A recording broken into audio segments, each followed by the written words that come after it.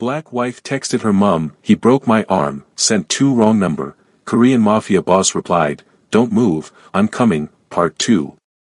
The children called it the Splatter Room. Officially, it was Studio C at Eastern Sun Youth Center, but the name fit better, a sanctuary of creative chaos where rules existed only to protect, never to confine. Paint dotted the floors, walls, even parts of the ceiling. Every mark represented a moment of freedom, of expression, of healing. I moved among them, watching as tiny hands transformed blank canvases into riots of color and emotion. Some painted with careful precision, others with wild abandon. All of them were speaking through their art in ways words often failed them. "Miss Amara, look." 10-year-old Luca held up his canvas proudly. Unlike the bright, hopeful creations surrounding him, Luca's paintings always carried darkness, shadowy figures with badges, monsters wearing familiar faces. Today's piece showed a small boy hiding behind a wall while tall figures argued in silhouette. "It's powerful, Luca," I said, crouching beside him. "Tell me about it." His eyes, always too old for his face, met mine with solemn intensity. "It's about listening when you're not supposed to. Hearing things that make adults angry if they know you heard." I nodded, understanding the layers beneath his simple explanation. Luca had been with us for 3 months, referred after witnessing violence that no child should see. His uncle worked for a prominent business figure in Seoul, one whose operations occasionally intersected with Jae-sun's in ways that created tension. "Sometimes our ears catch things our hearts aren't ready for," I offered. "That's why we have art, to hold those difficult things until we figure out what to do with them." Luca considered this, adding another shadow to his painting. "Do you still paint the bad things you heard, Miss Amara?" The question caught me off guard, children's perception always sharper than we expect. "Sometimes," I admitted. "But they look different now. Less scary. Because you're not afraid anymore." His brush paused, waiting. "Because I understand them better," I corrected gently. "Fear doesn't always disappear, Luca. Sometimes we just learn to make it smaller so it doesn't control us." He nodded with the gravity of someone who understood concepts beyond his years. "Like taming a monster." Exactly like that. As the class continued around us, I reflected on how much had changed in the years since that desperate night in my bathroom when I texted the wrong number and found rescue in the most unexpected form. The Eastern Sun Youth Center had become my sanctuary, my purpose. My work with traumatized children had expanded beyond art therapy into comprehensive programs that were being replicated in centers across Seoul. And Jae-sun Kim, the stranger who'd broken down a door and changed the course of my life, had become something I'd stopped believing in, a partner who strengthened rather than diminished me. We'd found balance in our differences. My small but sunlit apartment represented my independence, a space that was entirely mine, paid for with my own salary. His minimalist penthouse had become our shared space, where we spent most evenings, cooking together, discussing our days, building a relationship founded on mutual respect rather than dependency. We were careful, deliberate in our togetherness. Learning the delicate dance of intimacy without surrender, of protection without control.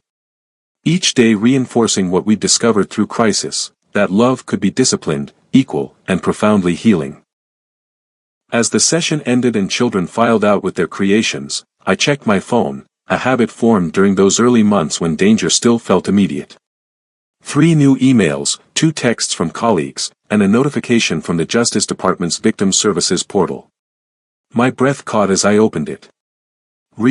Case #27845J, Marcus Johnson, status update, parole hearing scheduled. Potential early release due to overcrowding and good behavior. The phone suddenly felt heavy in my hand. Around me, the center continued its afternoon rhythm, children laughing in the hallway, staff preparing for the next session, but everything seemed distant, as though viewed through clouded glass. Marcus. Early release.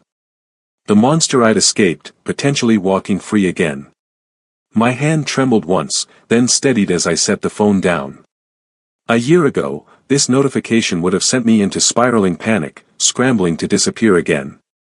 Now, I felt something different. A cold clarity, an assessment of threat rather than a surrender to fear. I was not the same woman who had huddled on that bathroom floor with a broken arm. I had resources now, both internal and external. I had purpose. I had Jason. Most importantly, I had myself, stronger, clearer, no longer defined by what had been done to me. Taking a deep breath, I began cleaning brushes with methodical precision, buying time to process before deciding whom to tell and when. Some habits remained. The careful calculation of information, the strategic planning that had once kept me alive. By the time I locked the studio that evening, I'd made my decision. I would tell Jason, but not immediately. First, I needed to contact my lawyer, understand the details, assess the actual probability of Marcus's release. Knowledge before action. Facts before fear. As I walked through the center's main hall toward the exit, I paused to admire the gallery installation we'd been preparing. Artwork from children who'd completed our program, testimonies to their resilience displayed alongside professional pieces donated by local artists. The exhibition was scheduled to open in 3 weeks, a fundraiser for our expansion. "Looking good," said Mrs. Cho, appearing beside me with her ever-present clipboard. "The lighting installation arrives tomorrow." And Mr. Kim called to confirm the additional security arrangements for opening night.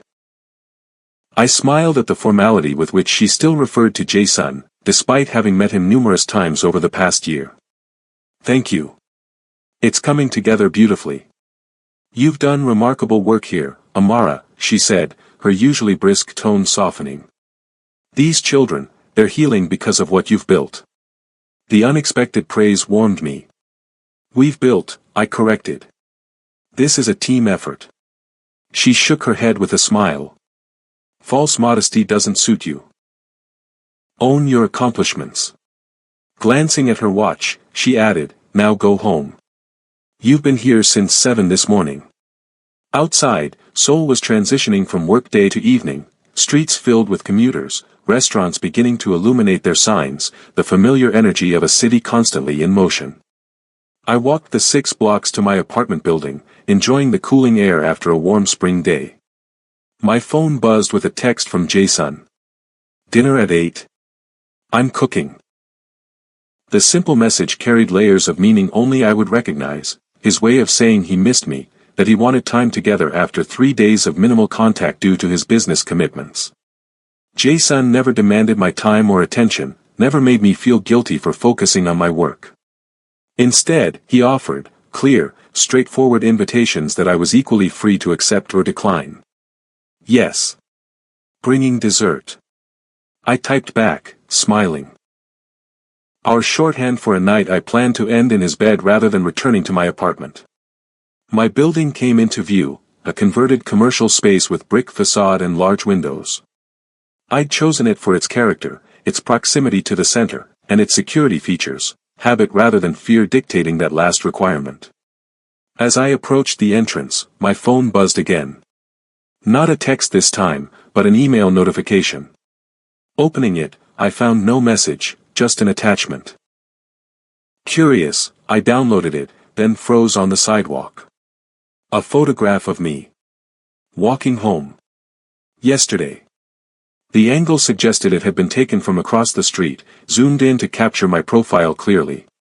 Nothing threatening in the image itself, just me walking, lost in thought.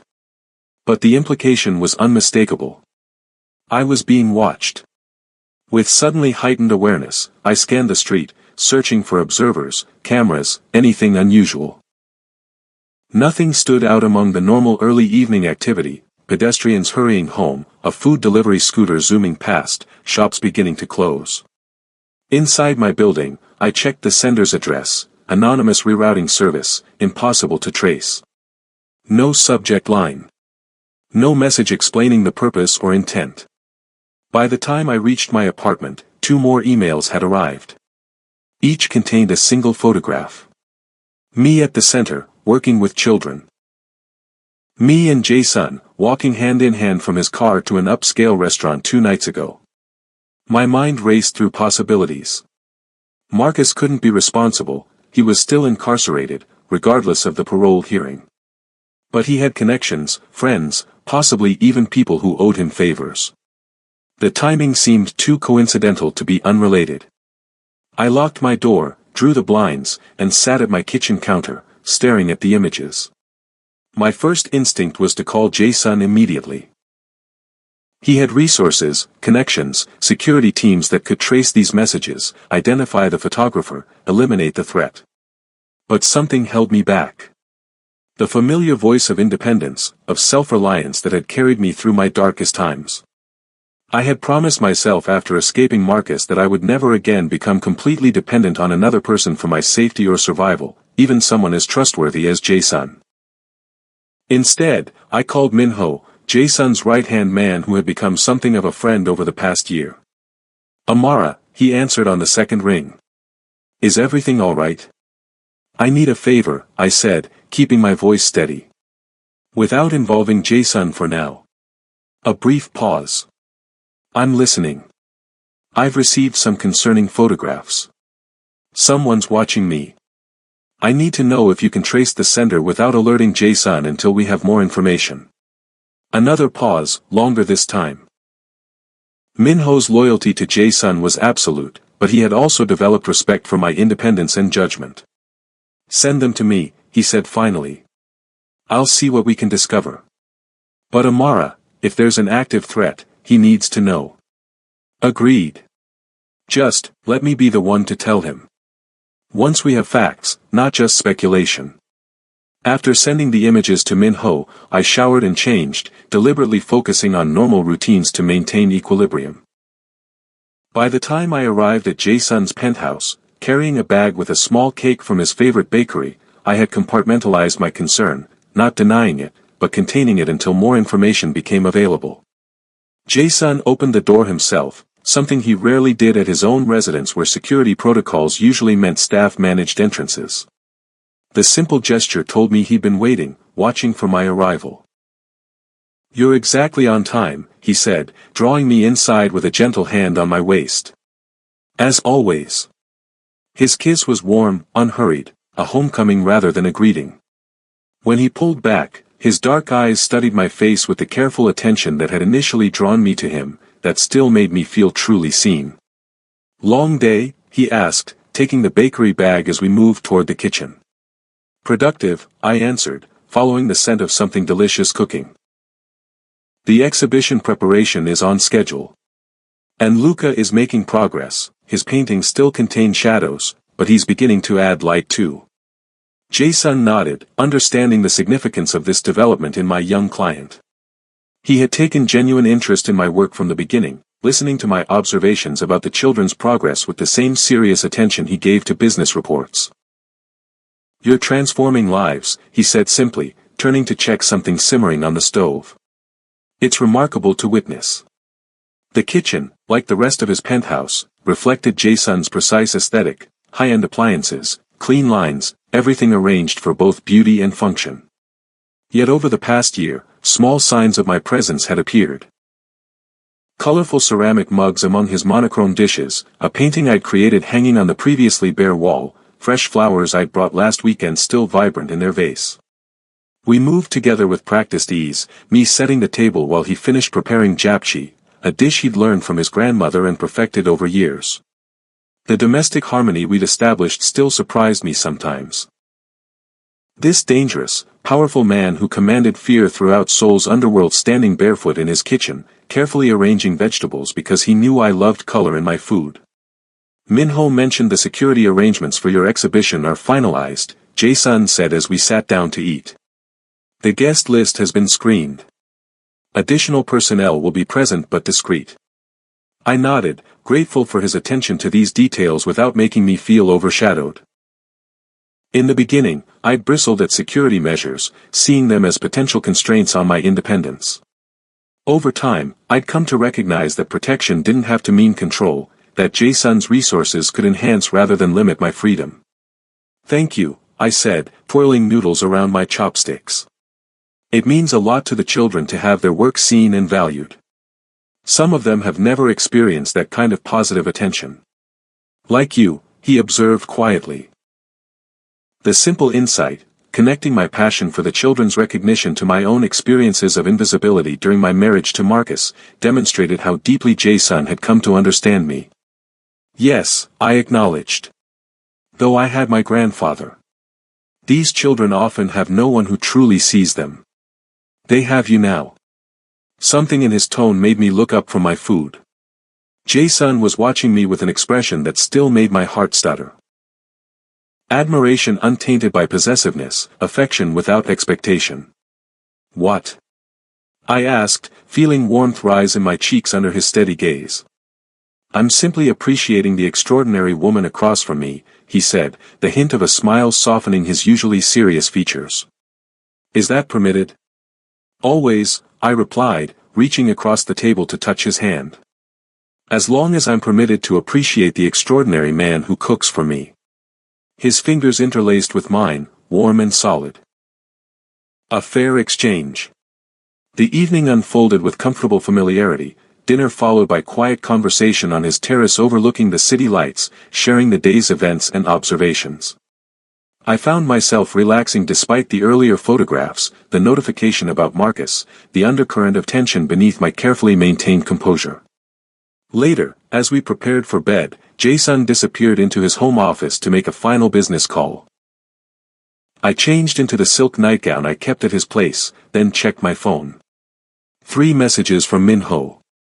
Emails routed through multiple servers. Tracking in progress. Photos taken with high-end telephoto lens. Professional equipment. Security team alerted to increase surveillance discreetly. Will update when more information available. I deleted the messages immediately, another habit from my previous life that occasionally resurfaced. As I set the phone on the nightstand, I noticed Jason standing in the doorway, watching me with unreadable eyes. What aren't you telling me? He asked quietly. My heart jumped. What do you mean? He moved into the room slowly, deliberately. You've been different tonight. Controlled. Present but distant in moments. And you just deleted messages after reading them with an expression I recognize. You were watching me. I was seeing you, he corrected gently. There's a difference. The distinction mattered, observation without surveillance, attention without invasion. Still, I hesitated, caught between my desire for independence and the relationship we've been building on honesty and trust. Jason sat on the edge of the bed, close but not crowding. Whatever it is, Amara, we face it together. Isn't that what we've learned this past year? His words dissolved my resistance. Moving to sit beside him, I took a deep breath. 2 things. First, Marcus has a parole hearing scheduled. There's a possibility of early release. Jason's expression remained calm, though I noticed the slight tightening of his jaw, the only visible sign of his reaction. When? Next month. My lawyer says it's standard procedure given prison overcrowding, but with his record of good behavior, there's a real chance. He nodded, processing this information with characteristic thoroughness. And the second thing? I reached for my phone, retrieving the deleted messages from trash and showing him the photographs. These started arriving today. Someone's watching me. Us. Jason's calm facade cracked slightly as he examined the images. A dangerous stillness settled over him, the predator beneath the businessman momentarily visible. You knew about this and didn't tell me immediately. Not a question but an observation, his voice carefully neutral. I asked Min-ho to investigate first, I admitted. I wanted facts before causing concern. Min-ho knew and didn't inform me. Now there was an edge to his voice, not anger directed at me, but surprise at his most trusted associate. I asked him not to. Don't blame him. I met Jason's gaze directly. This is about me maintaining control over my own situation. Not shutting you out, just processing in my own way first. The silence that followed felt weighted, significant. A year ago, a similar situation might have created real tension between us, his protective instincts clashing with my need for autonomy. Now, I watched as he visibly worked through his initial reaction, respecting my approach even when it differed from his preference. I understand, he said finally. But Amara, there's a difference between independence and isolation. Between controlling your narrative and facing threats alone. I know, I acknowledged. That's why I'm telling you now, why I involved Minho. I'm not running or hiding, just approaching this on my terms. Jae-sun reached for my hand, his touch gentle but grounding. And I respect those terms. But these threats, the timing with Marcus's potential release isn't coincidental. No, I agreed. Someone connected to him is most likely responsible. Which means we need to be exceptionally careful. His thumb traced circles on my palm, a soothing gesture that contrasted with the seriousness of his words. Not restricting your freedom, but enhancing your protection.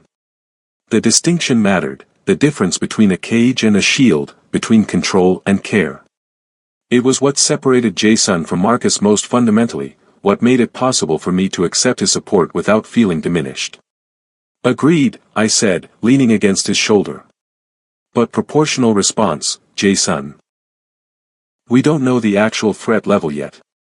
He nodded, pressing a kiss to my temple. Proportional. Discreet. And collaborative, no unilateral decisions on either side. Partners in this as in everything. Partners, I repeated, the word carrying weight and comfort simultaneously. Later, wrapped in his arms in the darkness, I listened to the steady rhythm of his breathing and contemplated the journey that had brought us here. From desperate midnight rescue to this measured, mutual approach to potential danger. From strangers to lovers to something rare and precious, a partnership of equals despite our different worlds, different histories, different strengths. Whatever was coming, whoever was watching from the shadows, we would face it together. Not with me dependent on his protection or him controlling my movements, but with shared resources, shared strategy, shared commitment to preserving what we'd built. As sleep finally claimed me, my last conscious thought was of Luca's painting, shadows balanced by emerging light. The perfect metaphor for life after trauma, darkness never completely vanished, but gradually outweighed by brightness hard-won and fiercely protected. The next 2 weeks passed in heightened awareness. More photographs arrived, each more intrusive than the last, me inside my apartment cooking dinner, reflected in the center's windows during late-night work sessions, even asleep on Jae-sun's terrace where I dozed during a sunny afternoon. Minho's team traced the emails to a series of public computers in different internet cafes across Seoul, professional work designed to obscure the sender's identity. The photographer remained unidentified despite increased security, suggesting someone with training and resources beyond the average stalker. Jae-sun and I developed routines to address the surveillance without disrupting our lives, varying my schedule unpredictably, ensuring I was never truly alone in vulnerable locations, maintaining direct communication lines at all times. His security team expanded their perimeter around both my apartment and the center, always discreet, never intrusive. Through it all, I refused to shrink my life or activities. The exhibition preparation continued. My therapy sessions with the children deepened. Luca, especially, seemed to be making breakthroughs, his artwork gradually incorporating color among the shadows, small figures standing tall against looming threats. The monsters are still there, he explained during one session, pointing to dark shapes at the edges of his painting. But they can't come all the way inside anymore. There's a barrier. What created the barrier? I asked, noticing the translucent gold line he painted around the central figures. Luca considered this seriously. Knowing the monsters are just people. Scary people, but still just people. His insight, so profound from a 10-year-old, resonated deeply with my own journey.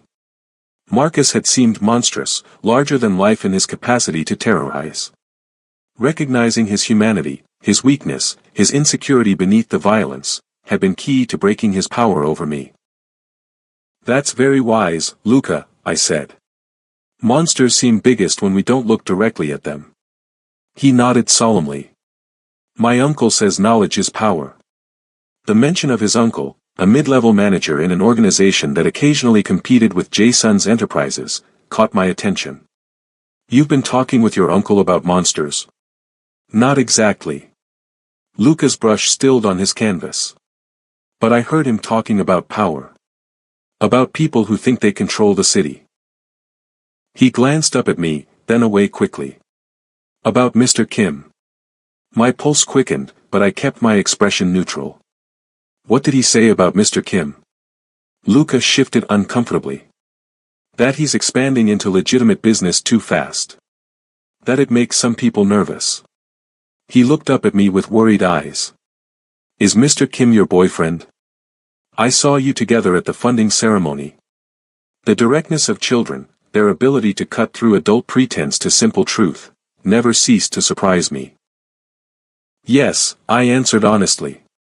Mr. Kim is very important to me. My uncle says important people are dangerous to know. Luca's voice dropped to a whisper. He said someone might get hurt to send a message. The child's words sent ice through my veins. Not because they revealed anything I didn't already suspect, but because they confirmed the surveillance might be about more than just Marcus. Might be connected to business rivalries, to Jason's gradual transition toward legitimate enterprises that threatened established power structures. Luca, I said carefully, sometimes adults say things when they're worried that sound scarier than they mean. But I appreciate you telling me. It's always good to share what makes you concerned. He nodded, returning to his painting. I don't want you to get hurt, Miss Amara. You're the only grown-up who really listens. That evening, I shared Luca's comments with Jason as we prepared dinner in his kitchen. His reaction was measured but serious. The timing aligns with information we've gathered, he confirmed, carefully slicing vegetables with the precision he brought to everything. Kim Jin-woo's organization has been uncomfortable with my recent business acquisitions. The bank, particularly. I nodded, understanding the significance. Jason had recently acquired a controlling interest in a regional bank. A move that represented a significant shift toward legitimate finance and away from traditional underworld revenue streams. You think the surveillance could be their work rather than connected to Marcus? Or both, Jason suggested, setting down his knife to look at me directly. Marcus has a parole hearing approaching. He has every reason to resume monitoring you. But the professional quality of the surveillance suggests resources beyond what he could access from prison. An alliance, I concluded, the pieces fitting together. Marcus providing information about me, my routines, my significance to you. Jin-woo's people providing the professional surveillance. A logical cooperation, Jason agreed grimly. Marcus gets to torment you from behind bars. Jin-woo gets potential leverage against me as I challenge his financial territories. The calculation was chilling but made perfect sense. Marcus had always been strategic in his cruelty, understanding exactly how to maximize psychological impact with minimal effort. And business rivals seeking advantages would naturally exploit any perceived vulnerability, which, in Jason's case, increasingly appeared to be me. So what's our approach? I asked, returning to food preparation with deliberate calm. We can't control Marcus's parole hearing outcome. And you can't abandon your business transition because of threats. Jason studied me with quiet appreciation, acknowledging my practical response rather than emotional reaction to the escalating situation. We continue as planned, he said. My security team will increase coverage, but discreetly. The exhibition opening proceeds, it's too important to your work in the center. But we add certain precautions. What kind of precautions? I'd like you to stay here, at the penthouse, until we identify the specific threat actors. He raised a hand as I started to object. Not as a restriction, Amara. Your movement remains unrestricted. Your work continues. But this location has security systems your apartment cannot match. I considered his request carefully, weighing independence against pragmatism. And my apartment? Maintained exactly as it is. Your home remains your home. This is temporary risk management, not an attempt to change our living arrangement. His careful distinction demonstrated how well he understood my priorities, my need for separate space, for independence alongside intimacy. This wasn't Marcus trying to isolate me under the guise of protection. This was Jason offering enhanced security while preserving my autonomy. All right, I agreed. Temporarily. And I want regular updates on the investigation, full transparency. Of course. He returned to his cooking, the matter settled with the straightforward efficiency that characterized our problem-solving. No drama, no power struggles, just collaborative decision-making between equals facing a shared challenge. As the exhibition opening approached, the photographs stopped arriving, a silence more unnerving than the previous surveillance.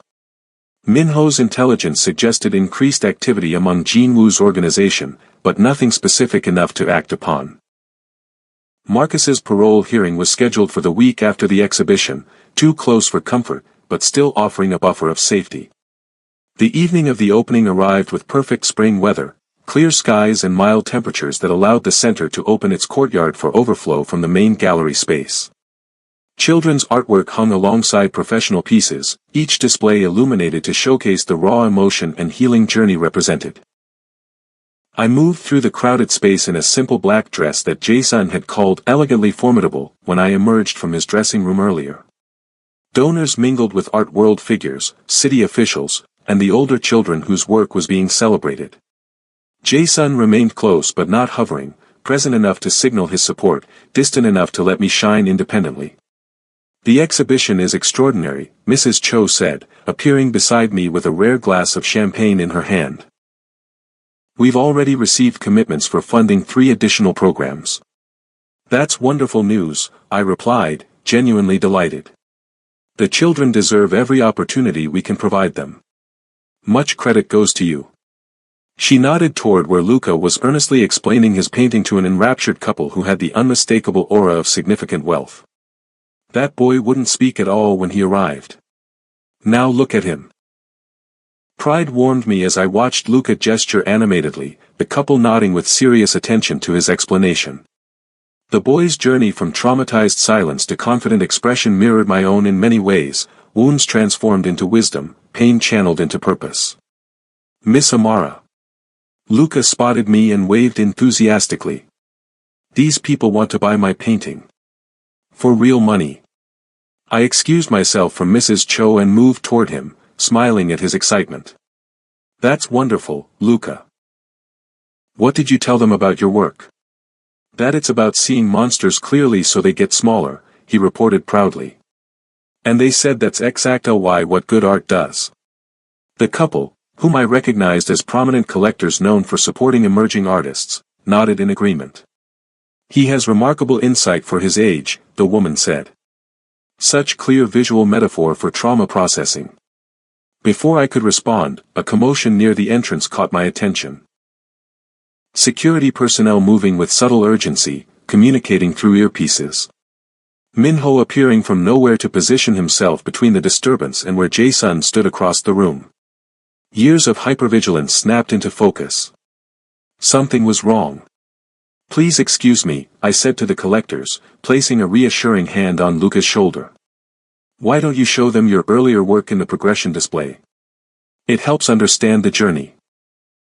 As they moved away, I scanned for Jae-sun, finding him already advancing toward me with controlled purpose.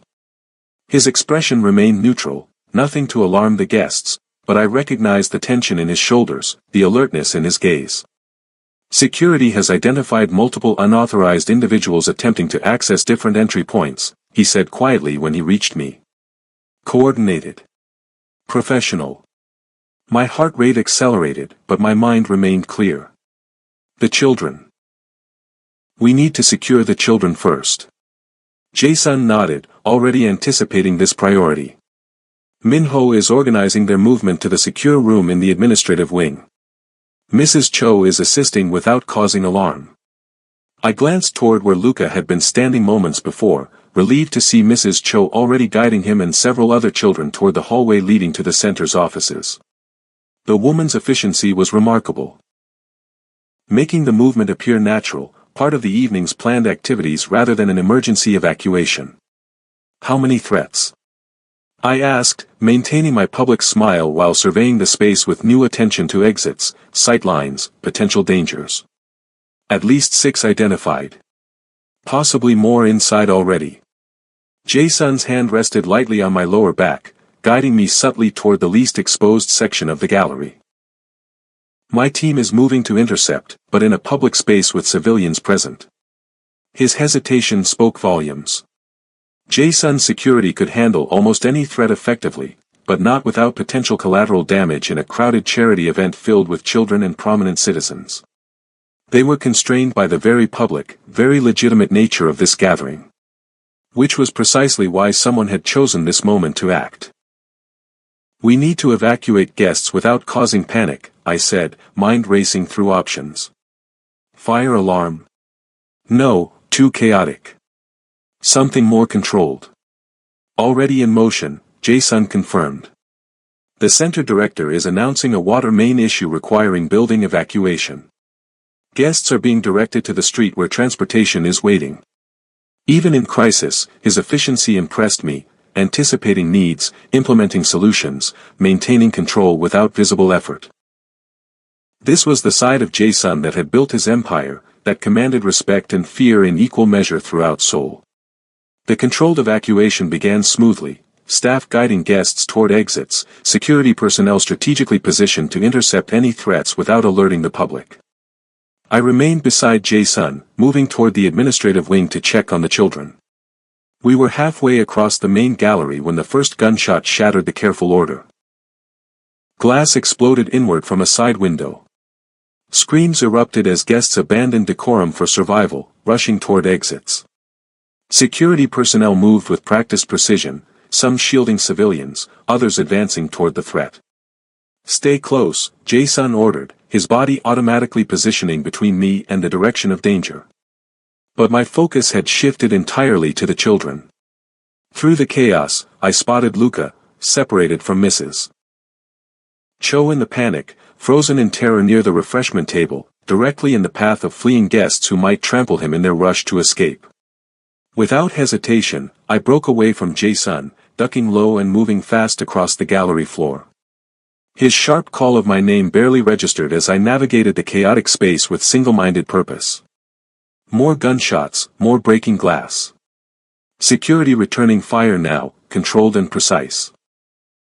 But my world had narrowed to the small figure standing paralyzed amid growing danger. I reached Luca just as a surge of panicked guests threatened to overwhelm him. Sweeping him into my arms, I pivoted toward the nearest cover, a solid display wall showcasing children's sculpture work. "I've got you," I murmured against his hair as he clung to me, trembling violently. "You're safe. I've got you." The words, so simple, so essential, echoed what I'd longed to hear during my own darkest moments with Marcus. The promise of protection, of sanctuary, of someone who would risk themselves to keep you safe. From our position behind the display wall, I could see security engaging with multiple armed men who had breached the gallery's perimeter. Jason was nowhere visible, either moved to safety by his team or actively involved in the defense response. The exhibition space had transformed from celebration to battlefield in moments. "We need to move," I told Luca, keeping my voice calm despite the adrenaline surging through my system. "Can you be very brave and follow me exactly?" He nodded against my shoulder, his small body still shaking but his trust absolute. "Stay low. Move only when I tell you. We're going to the blue door by the water fountain, okay?" Another nod. I set him down beside me, keeping one arm protectively around his shoulders as I assessed the safest path across the now emptying gallery. Most guests had evacuated, only security personnel, attackers, and a few trapped civilians remained.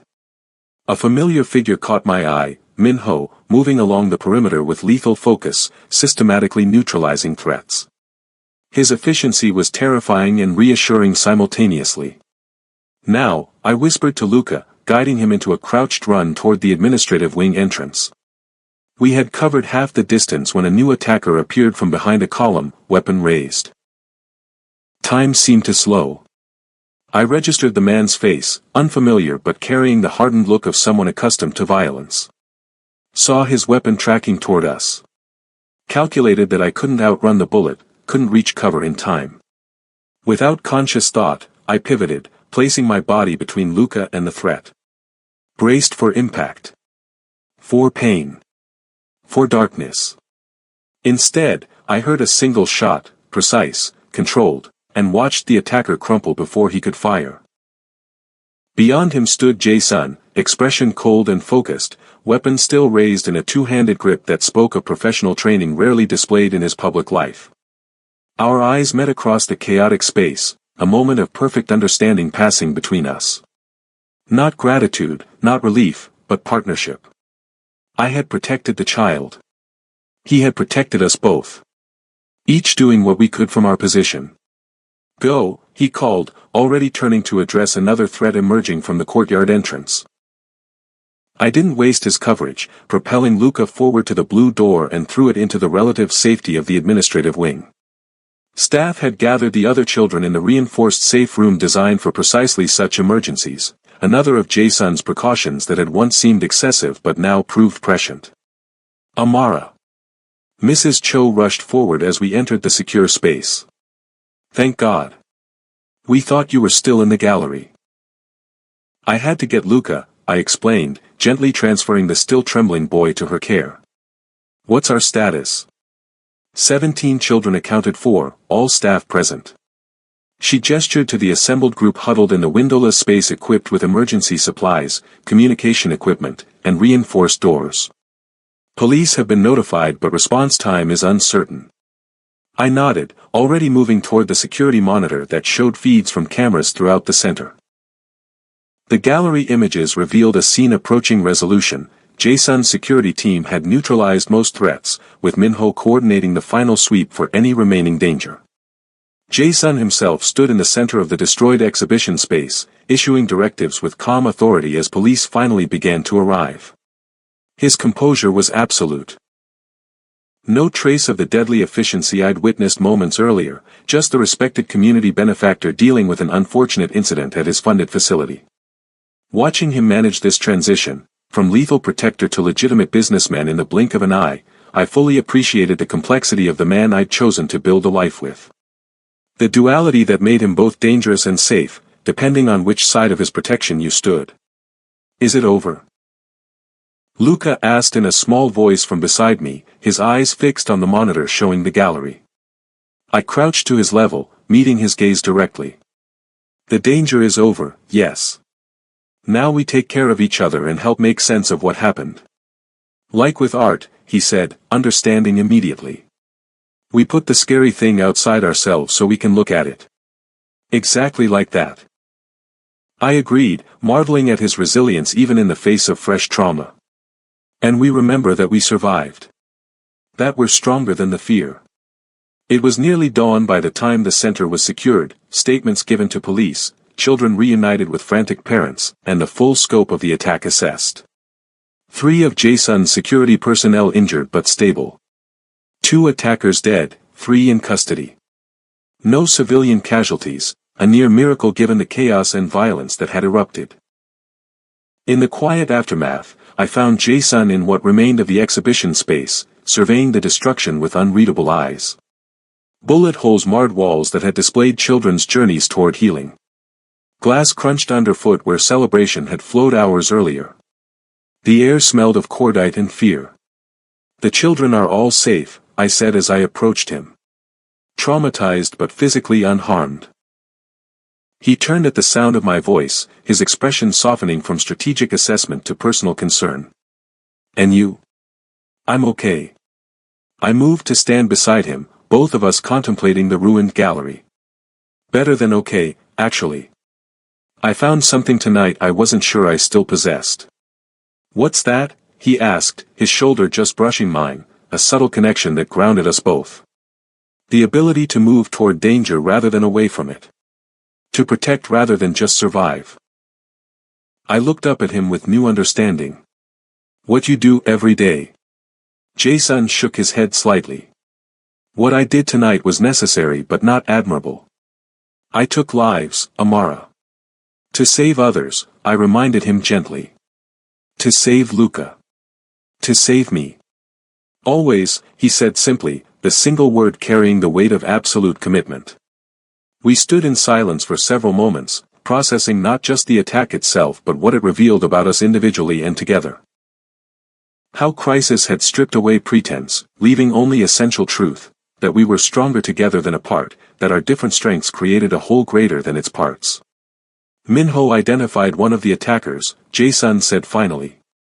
Former associate of Marcus Johnson. Recently released from a different facility. The connection confirmed our earlier suspicions, Marcus orchestrating from behind bars, using outside resources to implement what he couldn't do himself. And the others? I asked.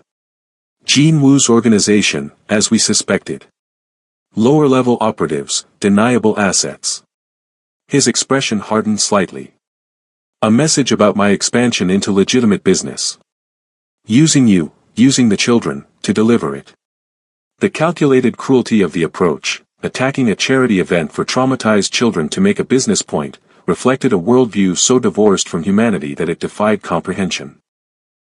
Yet it was the world Jae-sun navigated daily, the darkness he worked within while gradually moving toward light.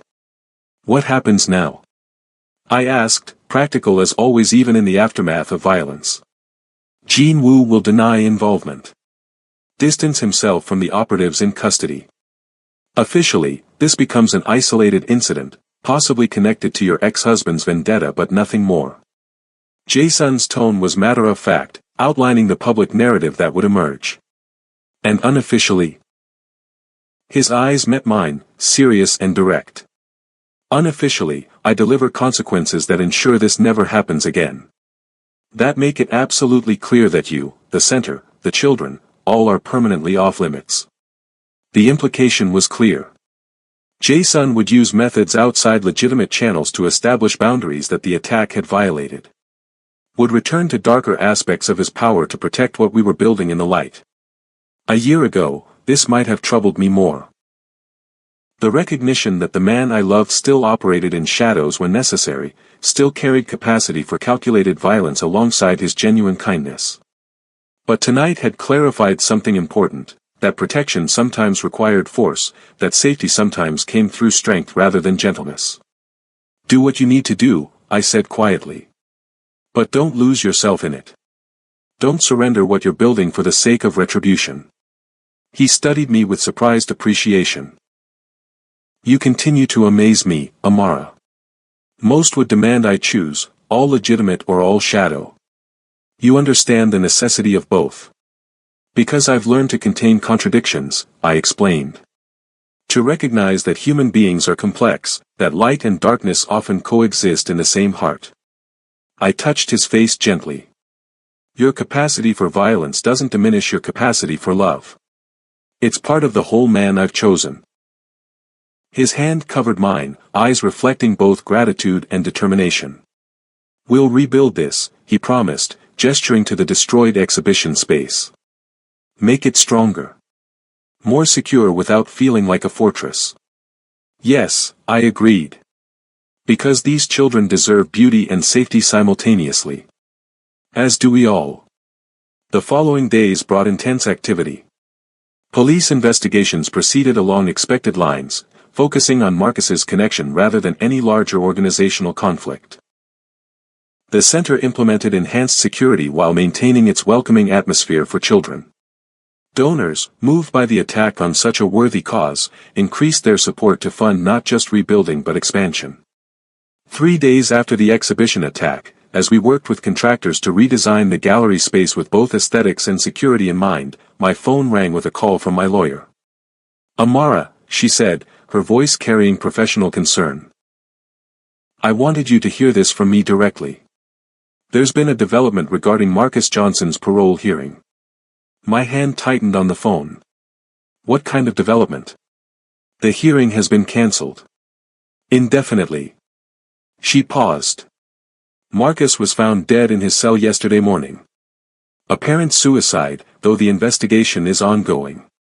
The world seemed to still around me. Marcus. Dead.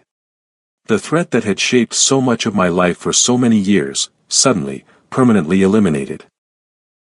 I managed, my voice sounding distant to my own ears. Thank you for letting me know. After ending the call, I stood motionless in the center's temporary office, trying to process emotions too complex for immediate understanding. Not grief, I had mourned the man I thought I'd married years ago. Not joy, death brought no satisfaction, even of someone who had caused such pain. Perhaps relief, but muted, complicated by questions I wasn't sure I wanted answered. When I finally looked up, Jae-sun stood in the doorway watching me with careful eyes. His expression revealed nothing, yet somehow I knew immediately that this news wasn't surprising to him. "Marcus is dead," I said simply. "Apparent suicide in his cell." Jae-sun nodded once, neither confirming nor denying any prior knowledge. "How do you feel about that?" The question was genuine, not defensive or leading, but open to whatever complex response I might have. It was one of the things I valued most about him, his willingness to accept my authentic reactions rather than expecting prescribed responses. "I don't know yet," I admitted. "Relief, I think. But also, emptiness." As if a chapter closed before I was quite finished reading it. He moved into the room, stopping at a respectful distance, present but giving me space to process. Sometimes closure doesn't arrive in the form we expect. "Did you?" I began, then hesitated, unsure if I wanted the answer to the question forming in my mind. "Would it matter if I did?" he asked quietly. I considered this carefully, examining my own ethical boundaries against the reality of the world we inhabited. Yes and no. I believe in justice, in legal consequences. But I also recognize that systems fail, that some threats can't be contained by conventional means. Jae-sun's expression softened slightly. For what it's worth, Marcus Johnson made many enemies during his incarceration. His connection to the attack here, which endangered children, became known within the prison population. Draw your own conclusions. The careful phrasing offered plausible deniability while acknowledging reality. Jae-sun's network extended into every corner of Seoul's systems, including corrections. Information could be shared without direct action taken. Consequences could arrive through channels that maintained clean hands for those who initiated them. "I understand," I said finally. "And I can live with that understanding." Something settled between us, a recognition that our moral worlds would never perfectly align, yet we could find ethical common ground in the complex terrain between ideal justice and practical safety. That I could accept the darker aspects of his methods while he respected my preference for legitimate solutions whenever possible. "What happens now?" he asked, echoing my question from the night of the attack but inverting it, seeking my direction rather than offering his own. I moved to the window overlooking the center's courtyard, where children were engaged in an outdoor art project, creating a collaborative mural under Mrs. Cho's guidance. Despite recent trauma, they were resilient, creative, healing through expression and community. Just as I had healed. "Now we build something meaningful from all this," I said, watching Luca carefully add his contribution to the collective artwork. "Something that transforms pain into purpose." Over the following months, transformation became our focus. The center reopened its exhibition space, redesigned with subtle security enhancements that preserved beauty while ensuring safety. My therapy programs expanded to 3 additional locations across Seoul, reaching more children affected by trauma and violence. Most significantly, I established the Wrong Number Initiative, a foundation providing comprehensive support for survivors of domestic violence. The name acknowledged my own journey while creating a resource I had desperately needed during my darkest moments. Immediate response, practical assistance, and ongoing support for women seeking to rebuild their lives after abuse. Jae-sun, meanwhile, accelerated his transition toward legitimate business, gradually divesting from shadowed enterprises while expanding his banking, real estate, and technology holdings. The attack had clarified his own priorities, strengthening his determination to build legacy rather than just power. We maintained our separate residences. My apartment representing independence I would never again surrender, his penthouse offering shared space where we continued building our relationship. The arrangement raised eyebrows among traditional Korean families, but Halmoni surprised everyone by defending our choice. Different gardens require different soils, she told disapproving relatives at a family gathering. Their love grows stronger because they don't force it into conventional shapes. 6 months after the exhibition attack, on a clear autumn evening at Halmoni's traditional house outside the city, Jae-sun and I exchanged vows in a ceremony that blended Korean traditions with elements of my Louisiana heritage. My crimson hanbok, embroidered with delicate gold threads, complemented the traditional attire Jae-sun wore with natural dignity. Halmoni presided with ancient words and modern wisdom, blessing a union that defied conventional categories. "You have found in each other what few discover in a lifetime," she told us during the private tea ceremony that followed the main celebration. "Not completion, but amplification. Not possession, but partnership. Honor this rare gift by continuing to grow both together and apart." Our honeymoon was brief but meaningful, a week at a remote coastal property Jae-sun owned, where we discussed plans for our shared future while respecting our individual paths. Upon return to Seoul, we resumed our work with renewed purpose, building bridges between our separate worlds that strengthened both. The Wrong Number initiative grew rapidly, gaining support from legitimate businesses that had once been reluctant to associate with anything connected to the Kim family name. As Jae-sun's public reputation shifted from feared power broker to respected philanthropist, doors opened that benefited not just his enterprises but our shared causes. 1 year after the exhibition attack, I sat in my office at the Foundation's headquarters, a converted warehouse space designed with both beauty and security in mind. The afternoon sunlight streamed through high windows, illuminating the artwork from center children that decorated my walls, including Luca's progression series showing darkness gradually balanced by increasing light. A notification chimed on my computer. A message from our emergency response system that monitored texts to our public hotline. Most were routed directly to trained staff, but certain keywords triggered alerts to supervisors. Opening the system, I saw the exchange that had triggered the notification. "Unknown, help me please. My husband broke my arm. He's coming back. I'm hiding in bathroom. Response team, we're here to help. Are you in a safe location right now? Unknown, no I sent this to wrong number, please forget it. Response team, this is the Wrong Number initiative. You reached exactly who you needed to. We can help. What's your location?" No response had followed, the woman likely afraid to trust, to believe help was actually available. I recognized the pattern intimately, the moment of desperate courage followed by fear, by conditioned distrust of offered assistance.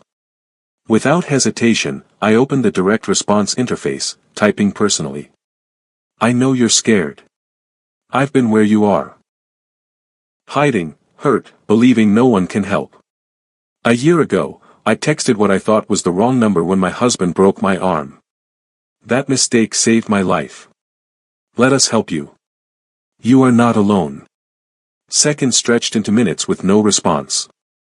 I was about to activate our emergency protocols, which could trace the message location and dispatch both medical assistance and security, when the reply appeared. "Please. I'm at 327, Maple Street, apartment 4B.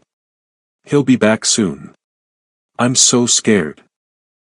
Stay hidden. We're coming. You're going to be okay." As I mobilized our response team, medical professionals, security personnel, trauma counselors, I felt the perfect symmetry of the moment. 1 year ago, I had been the woman hiding in a bathroom, reaching out to a wrong number in desperate hope of salvation.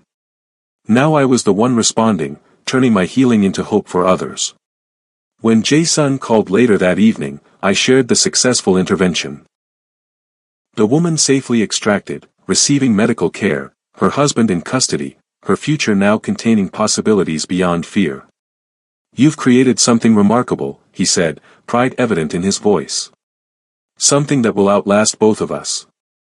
"We created it," I corrected gently. "Your resources, my experience. Your security knowledge, my therapeutic approach. Neither of us could have built this alone." The truth of this statement extended beyond the Foundation to everything we created together, a relationship that honored independence while celebrating connection, business enterprises that balanced profit with purpose, a life that incorporated both our separate strengths and our shared vision. "Partners," he acknowledged, the word carrying all the history of our journey from that first desperate text message to our present reality. "In all things," I agreed, looking out my office window at the Seoul skyline as twilight transformed the city into a carpet of lights. "Equal, honest, and stronger together than apart." As I gathered my things to leave, heading home to the apartment I still maintained as my personal space before joining Jae-sun later at the penthouse we increasingly shared, I passed the Foundation's main response center. The team was handling another incoming crisis call, their voices calm and focused as they coordinated assistance for someone whose name they didn't yet know, whose face they hadn't seen,